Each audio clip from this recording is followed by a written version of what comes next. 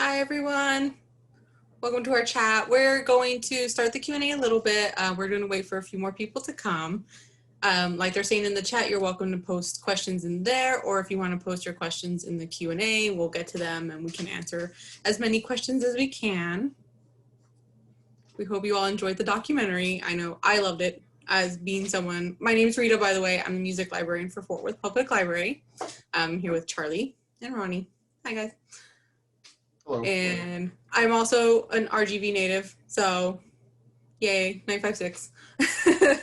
What city are you from, Rita?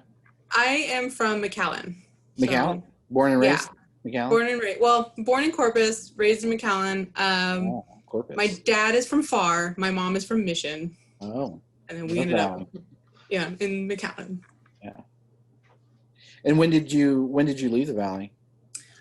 College. I went to Denton. I went to UNT in Denton. Yeah, and then I went back to, after graduating, I worked for McAllen ISD for a little bit, did graduate study. I did ethnomusicology. Oh, really? Yeah, at UTRGV with Dr. Ragland. So I was really you did it with her when she was there. Yeah, and Very then cool. she left, and then I was like, well, I'm leaving too. You followed her back to them. Yeah, so then I came back up to DFW, and that's where I'm here. So I'm really excited that we were able to present this documentary because it's close to my heart. It was something that I was studying, which was the punk scene, vinyl record scene before I left. That would have been my thesis. And it was just wonderful. Really well done, guys. So yay for you guys. Yeah. Thank you. We're going to give it a couple more minutes, see if anybody else comes in. But I see some people. Hi, Becky. Hi, Naomi.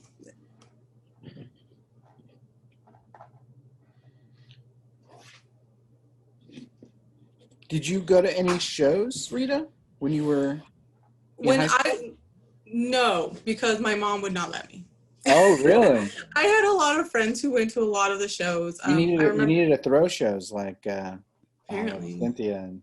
Yeah, apparently I just needed to sneak out. I wasn't the kid who snuck out. My brother and sister did all the time. They were going to Mexico all the time. If you're gonna sneak out, you should sneak out big. Yeah, I was good. I didn't sneak out. I was the baby, so I was very watched. It wasn't until afterwards that I was going to shows. Once I moved back and I was an adult, and I was did you hear about them? Were they talking about them in school? The show? Yeah, in middle school. Well, so when I was in middle school, my friend was a really big fan of Ink Bag and the Valley Lemons. Oh, she really? was obsessed with them, and in middle school I thought they were the coolest thing. And wow, that's cool. I was jealous. I wanted to go to Trenton Point all the time when I was a kid. And really? No, was not man. So unfortunately. That's cool though. See, yeah, Trenton Point was the place to be. That's what they're saying. I remember the first time I tried to go to Trenton Point, some friends and I had heard that there was going to be a show, and the whole concept of shows was very kind of foreign and novel to me at this time. I don't know, it was early teens, and we drove out there, and I guess we just got the night of it wrong because it was like a birthday party. It was like literally like a children's birthday party. And then so I thought that the whole idea of shows at Trenton Point was like not real. I thought it was just like a prank somebody played on us. So the next time I heard about one, I didn't believe that it was real because I thought that like they don't have, it's birthday parties and stuff. I didn't realize that it could be one thing on one night and another thing on another night. Yeah. But yeah, there was like, I remember one of those rentable, like inflatable things was out front when we went. Yeah, so they're asking for our non-Rio Grande Valley people. What can you guys describe Trenton Point a little bit for us? It was a big empty box, concrete floor, white walls, and a pretty small stage. And a big parking lot that people drank in. Yeah. Kind of sketchy parking lot. Another reason my mom would let me go. Yeah, there was a shallow stage, and when you first walked in, it was like a shallow stage to the right. All the way in the back was the bathroom. There was a small concession, and the owner and his family would sell chips and drinks there in the back, and I'm sure quite a markup. And and you know, the bands would put their stuff next to the stage. That area was usually had tables in front of it. It was all full of gear, and yeah, like people would hang out in the back. I'm sure people were making out in the corners. It was just, you know, it was just like this large dark room with unsupervised kids. And there was always a table there at the front, at the entrance. When you right at the walked entrance in, where they they're would take the money. taking the door. Yeah. Yeah, and it was this, you know, this kind of place that was always rented out at a discount to kids who wanted to throw shows. I think Johnny explained it. I don't know if it's actually in the doc, but he was explaining like how much money he would get for a typical event and how much money he would rent it to shows for. And it was like, you know, he lost money because it's like a Friday night or Saturday night. Those are prime rental hours for anything, and he would always kind of hook it up. He was an interesting fellow, Mr. Diaz. Interesting fellow.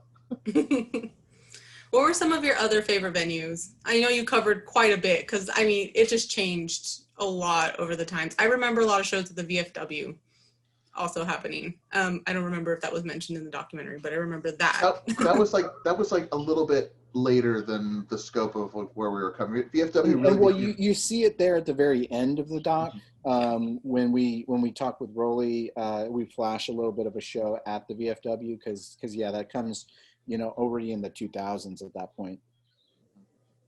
Yeah, but and then there was the Cypress, which the Cypress Club. Cool. And the Cypress was this legit bar, like a dive bar that old people would be at. Yeah, and, red shag carpeting on the floor. Yeah, it had red shag carpeting throughout the whole thing, and a pool table, and it was pretty small and kind of smoky, and it was pretty sweet. It was a weird place, and there's some good shows there from time to time. I mean, those are the only venues that I really went to. I mean, there was, I guess, a few like hole in the walls here and there at that time. Simon Says was also like a big one for many years. I remember Simon Says. I mean, I don't know how it's doing currently, but like it's been a venue up until recently. Yeah, I remember going after when I moved back, and that was a lot of shows there, and that was where some of like bigger shows were there. Patrick, well, that was also like by 2001 or 2, right? Because it wasn't until then that I feel like there were many shows at Simon Says, at least from the punk bands. Yeah, like it kind of there were a few folks who kind of opened it up to having more like original shows instead of being cover bands. Right, because I remember going to college and coming back, and then there were like shows at Simon Says. I would say that like as the people we graduated in 01, so as like our kind of set became drinking age, it became like a thing. And then Becky's mentioning Sun Palace, Tony's Cafe, Tomatoes and Far. Oh yes, Main Street Skate Park in San Benito. Yeah, Tony's was actually like owned by Johnny's family, so it was like Mexican restaurant by day, the show venue by night, and so like all the tables would be stacked up in the corner and the chairs would be stacked up, and like, you know, bands would put their merch and their gear behind like the counter, like because they had like a diner style counter, so all the stuff would be behind there. It was very cramped and cool. I think there's a couple flashes of show there. Well, we did the interview there at Tony's. Yeah, we did. So I mean, up until then, it was still like a restaurant. Mm-hmm. Well, and also the upholstery shop. Don't forget that one, Becky. Yeah, that was Danny's family. Yeah, Danny's family's upholstery shop. It's like a dirt floor. Now that was a cramped venue.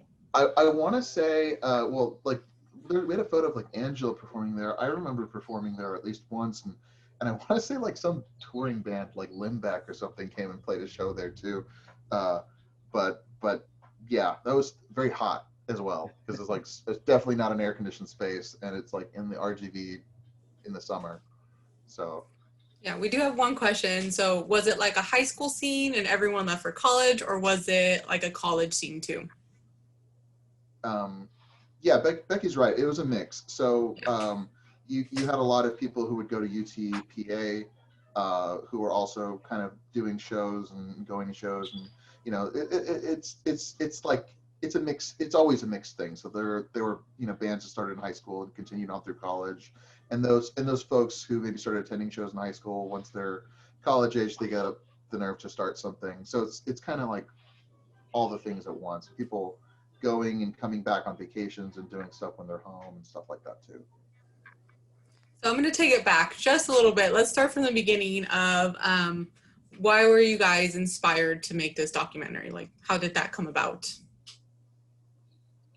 Well, I had been working on some video stuff prior to then. It was all like related to politics. I was filming some stuff out in Austin after the Wendy Davis filibuster, all related to activism that was happening then. And the Valley was like one of the topics of conversation at that point because it was being affected more so than other parts of Texas.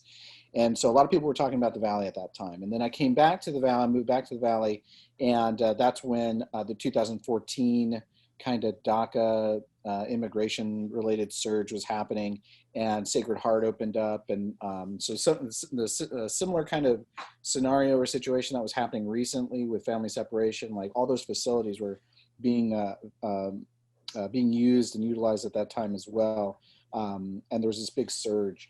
So I was filming a bunch of stuff related to that. And again, the Valley was sort of in the national headlines. And so in both of those cases, the Valley was kind of front and center in these national storylines. And so I wanted to make something that was more pop culture and not so political. And so then I teamed up with Charlie and we started this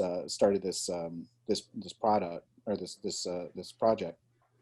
Yeah, and I've been performing here for most of my life as a musician and as a producer. So, you know, it was this thing that came up all the time where it was like somebody should write a book, or somebody should make some piece of media that talks about the history of, just the scene that that we had experienced, like that this late 90s period of time. And you start hearing it come up enough times and you realize like nobody's going to do it unless you do it. Yeah. Like somebody's going to have to take the initiative. And the project initially began wanting to examine that period of time, but as you start talking to people and researching, it balloons out and you realize it is a much longer story and has a lot of there were a lot of topics and areas that it can intersect with beyond just kind of like talking about your good old days. It's like a lot of people's lives and histories are bound up in this thing. Yeah, it was just going to be a Trenton Point kind of documentary at first, like because we thought that's where it all started. Mm-hmm. We thought we could do it like in 4 months or something. It was like, this will be easy. But then as we talked with people, we realized that the first because that was one of our kind of like primary questions right from the very beginning, like, okay, well, who's the first punk band? And when we realized it didn't happen until much earlier in 1980 or so, we, along with that information, kind of at the same time, the 60s music was sort of coming in vogue to a certain extent. Like people were rediscovering these old 45s from Pharaoh Records at that time. Mm-hmm. and people were doing write-ups and those bands were like performing again and stuff. And so it seemed like a perfect opportunity to kind of like just kind of join those decades. And then the whole thing kind of took on, new shapes and stuff like that. Then we had to cover the 70s, and then covering the 70s was actually a really good and interesting thing that we wanted to be doing. So, yeah, it was a really interesting kind of a process as to how it evolved over time. And how did you guys decide how far you wanted to go back? I will say that I studied a lot of really early indigenous, like borderland music and how it kind of developed. Like you guys mentioned Falcon Records, which is really important and impactful for Rio Grande Valley and Conjunto Tejano music. And then I know I studied Ideal, which was one of the first labels from 40s. But I know you guys didn't go back too far. So how did you determine like, this is our starting point and we're gonna continue on from here? Well, I think it was part of it was just like, the 60s stuff was happening. And that, I mean, I think that we had to draw a line somewhere. I think that we had an understanding at that time that people like Freddie Fender and the Bebop Kid era and stuff like that, like there was definitely stuff happening in the 50s. So we were aware of like a previous kind of a lineage and stuff, but we just had to make a decision to kind of start it at some point. And you know, like the whole 60s and neo 60s thing was really kind of happening in 2014, and so that did seem like a kind of a cool entry point. Yeah, and yeah, like Ronnie said, you have to just pick a place to start. I mean, like you know, we were trying to do a film and like have it in a single shot. You know, like not a docuseries for this, and you know, it could very easily have, you know, been ballooned out into something much larger. And it's like, you know, you go all the way back to like what are the original forms of music from here? What are the prehistoric forms of music? And then also in the other direction, like where do you end the story? Because this was, you know, we were working on this in like 2014, 2015, and it's like there was, you know, the scene is evolving constantly, and things were happening then, you know, that at some point we just have to stop filming and start making it something that people can watch. Yeah. Mm-hmm. And I love at the end, you guys have everybody kind of go through how many Valley bands can you name? How many local bands can you name? Which is really great. How did you decide which bands to kind of feature? Was it kind of difficult to be like, let's try to track down all these people, especially the older musicians? Like, how hard was that, and how did you kind of narrow it down? Well, you know, the process of figuring out people to interview, it was like you would talk to somebody and they would say, you need to talk to this person, this person, this person, this person, this person. And it would kind of like balloon out from there. A lot of it had to do with who could we find, who could we get a hold of, who had experiences that we felt were exemplified a period, you know, you know, we knew very early on it would be impossible to cover even, you know, a fraction of all these groups. There's just so many, and everybody's story is interesting and unique. But you know, who could we use to exemplify like an experience of a generation, or like who are the two or three different groups who kind of like typify what was going on during that period? Yeah. And also, you know, we would be limited by who has recordings, who has music that's available, or photos that are available, video especially. Yeah, as we got further down the years, and then, you know, there would be certain bands that would be mentioned over and over again, and it was clear that everybody was talking about this band. And so, you know, that sort of like realization after we kind of like film everything also sort of like moved us in certain directions. Like, okay, well, we have like 30 minutes of people talking about this band, like we can easily cut something together. But I think it also indicates the bands that people remember the best or were the most impactful to them as well.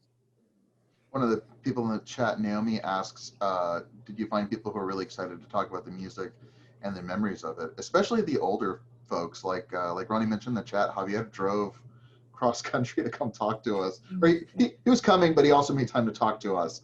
And you know, a lot of the bands that, like the Steroids, for example, like they hadn't been together in like decades, and you know, they convened to talk to us, you know, so people drove from other parts of the state and stuff like that. So people were really excited to share. I think a lot of them were surprised that anybody was interested in this thing that they had been involved in when they were younger. And you know, maybe it was a story that their kids and grandkids were like tired of hearing, and we were like really excited to hear it. So they were down to talk to us about all of it, their life stories essentially. Well, and for a lot of people, this is kind of like the golden moment in their young adulthood, or, you know, late childhood or something like that, where it's kind of like a magical period. It still kind of does feel that way, even now, kind of thinking back at those sort of Trenton Point days. And so I think people, you know, relish the opportunity of trying to like relive that a little bit, or kind of tell people about it.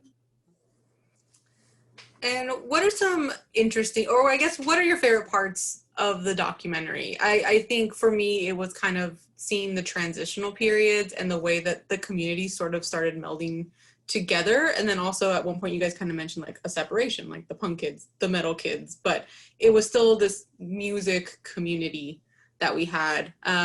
What is kind of something that was really insightful for you while you were doing this research? I don't understand. What was the question again? So like, I guess maybe favorite parts of your documentary. What is something that maybe you didn't know before that you learned while filming it? That sort of thing. Sure. Well, my favorite part is the steroids, steroids live performance, because that was such like a just incredible find. So that's my favorite part, and then the history part that we put together with Steve with Steve's music. Those are my two favorite parts of the movie. Yeah, that was actually that little montage in the beginning of the 70 seconds. That's the first thing that was kind of like, when it was starting to come together, felt movie-ish. I remember like it was like the first like bit of sizzle, that we had put together for the thing. And I remember watching that and being like, oh right, okay, this is maybe like gonna work. Because it's just dozens of interviews and like all this stuff that we're sifting through, and you're kind of always worried, is this coherent even? Like, is this a thing that is watchable? And that was like a really pivotal moment in the production process, I remember.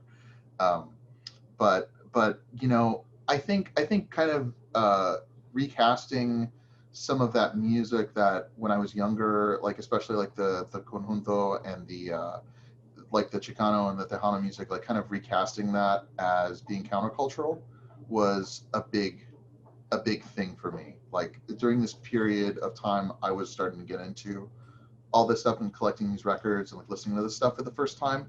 And I think there's this kind of thing that I went through that a lot of people went through. It's like, oh, that's not cool. I only like American stuff, or I only like popular American culture. And kind of reframing that was like a thing that was going on throughout the whole process of making this. And I think a lot of us kind of go through that as well, where we're growing up with our parents' music. And I think it was mentioned in your documentary as well, was you go through this and you're just like, oh, I don't want to listen to that. Like, Mom, I don't want to listen to Maz. Like, and then you sort of grow up and it just becomes something really special to you. I wasn't a conjunto fan growing up, but I mean, now I absolutely love it. And it just reminds me of home and how unique it is. How many people, this kind of comes from Naomi, who talks about her family and some of the memories of them talking about the dance halls at the labor camps. How many people have you had come up to you after watching this documentary and being like, oh my gosh, you covered this and my family talked about this? Or has anybody kind of told you about how special this is to them? Yeah, I mean, I would say like definitely there are folks who, it's just that thing of seeing your experiences reflected in a piece of media.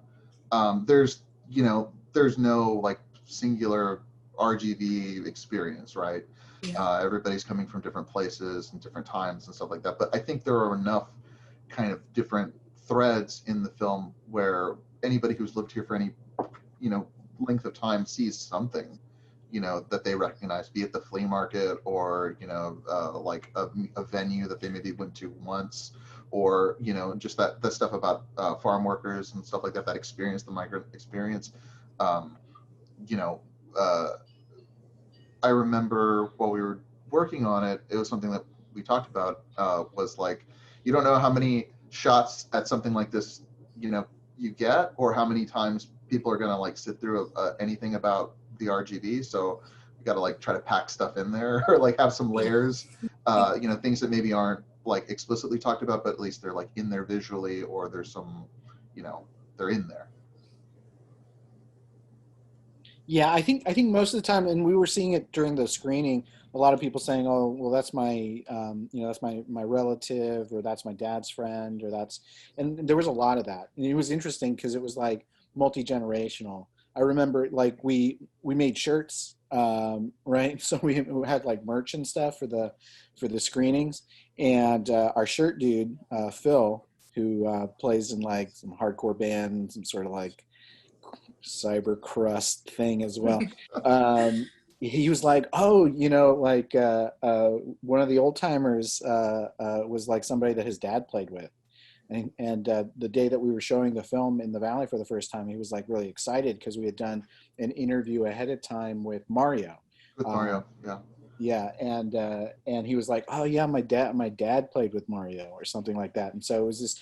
That was I really like that. That sort of like multi-generational musical family, kind of like these weird connections that people would make to the different generations. And then we had a screening in the Valley, our first screening in the Valley after South by, and that was also really special because we had the different generations play a live show, and so we had like 5 bands representing the 5 different eras play, and I think that was the best part of it, sort of like all the different generations being able to kind of like appreciate each other in a certain way, or like my mom was into Steve Jordan.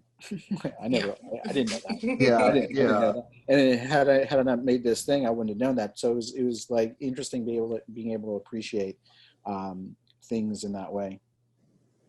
Yeah, Esteban Jordan, for anybody who doesn't know, is just this absolute rock star. And you guys cover him a little bit in the documentary, but like anybody I talk to, my parents especially, are just like, oh no, he was just the best. He was amazing. And I know everybody loves Flaco Jimenez as, conjunto and an accordion, but Esteban Jordan just took it to a different level, which you guys covered space. in that. And he's from outer space. Yeah, he's amazing. We do have a question though. If you guys had to name 1 to 2 RGV bands that you have to check out, who would you recommend? I know it's a tough one. Ronnie, are you frozen? Ronnie might be frozen. Oh, maybe. Okay. Well, I'm gonna go ahead and say Esteban Jordan, if that wasn't like strong enough of endorsement from you, Rita, and Charlie Daniels' Death Wish. Were 2 like I was in a band called the December Drive, and we thought that Charlie Daniels' Death Wish was like the coolest. Like I bought their little 2-track single, at like the second show that we played or something, and I like love it to this day. My dog's losing her mind. But yeah, those 2 for sure for me. And I love December Drive, by the way. I think all of us love December Drive. So Thank you. I know you're not trying to toot your own. I get a little bashful about it. And then you're back. Oh, he's back. It was 2 bands that you have to check out, 2 RGV bands. Oh, that was a question? That was a question. Yeah, you can name more than 2 if you really. Are they current bands or are they from the movie? I think of all time, I took Steven Deathwish. Steven Deathwish. Okay, I took Steven Deathwish. Well, I guess I'll take the steroids. I don't know. That's an interesting question. Bands from the Valley. I don't know. Oh, okay. So one of my other favorite band from back in the day was Deadhead Battlefield. So I really liked Charlie Daniels' Death Wish. I really liked Deadhead Battlefield because they were like grindcore. And then, of course, the Steroids. Check out the Steroids. Very good. Very awesome. I'll say the Young Mats. For one thing, that was like the last local band I think I saw before I moved. Cool. And I think I'm on one of their album covers. Are you on that one in the school? Yes. Yeah, the incubator. I'm in that too. I'm in that picture too. We're in that picture together. Yeah, we're back there. I think With my just dog, moved back. Who's freaking out right now. She's in there too. Yeah. And then somebody was saying that they've heard of Charlie Daniels' Death Wish all the way up in DFW, so they made it. That's probably you're doing, Ronnie. That's probably you're doing. Maybe. I don't know. I know Mute Math. I had people from UNT who knew Mute Math, and I was just like, oh my gosh. People from all over know Mute Math. Yeah, they're one of, I guess, the bigger names, I guess. Is there anything else about the documentary that you guys would like to add that we didn't cover? And then, of course, I would love for you guys to talk a little bit about your current projects that you guys are working on as well. Did we hit all the questions? I think so. Okay. I don't know. just that we had a lot of fun making it, and that if anybody wants to see more about the movie or watch it again or whatever, you can go to aiwttv.com or asIwalkthroughthevalleyfilm.com. And we got a website up, and you can read some press or check out the soundtrack, or look more at our other projects and stuff. But yeah, we have more stuff about the movie on our website. Yeah, it's available on Vimeo currently. No, we don't have DVDs that we're distributing right now. But yeah, you can get to the Vimeo page through the website. If you Yeah, guys it's ever only for release streaming it, right now. It's only for streaming. yeah. If you guys ever release it, Blu-ray, DVD, I will be the first to get a copy of this because I love it. It's really fantastic. We should. Yeah. We should start making some DVDs. Yeah. Some That would be good. Blu-rays. I would buy it. And then if you guys, I know you guys have the shirts with the Loteria Mhm. figures on it. I would, if you bring those back, I will be buying one for everybody. Yeah, yeah. we gotta get it back on the ball with this merch situation. Yeah, exactly. Life comes at you fast, and then COVID comes at you faster. Yeah. That's a typical like music band thing though. It's just, is there merch? Where's the merch there table? merch? Can I buy merch? Yeah. Yeah. Koozies, lighters, all of it. Yeah. But thank you guys so much for doing this for us. We really, really appreciate it. I'll just let everybody know to check out your website, and of course and you guys are on all social media platforms, and of course to check out your current projects that you have going on right now as well. Thank you guys so much. Thank you. Thank you. Yeah, and yeah, it was wonderful. It was great to be in the chat and talk with everybody today and kind of reminisce about the doc. I will say really quick though, it's the Rio Grande Valley has a really strong community and backing, and I think that's what we got from the chat as well, as just a lot of people and support. So I'm glad. Yeah, and it's a good way to learn about the place, So there's a lot of great music in the thing. So I think it serves as a good ambassador for the place. You can always recommend the movie to somebody, and maybe they've never heard of the place, but they can at least kind of connect with some of the music that they hear in it. Yes, definitely. Well, we're going to end this now. Thank you guys so much, and have a good evening. All right. Good night. Thank you.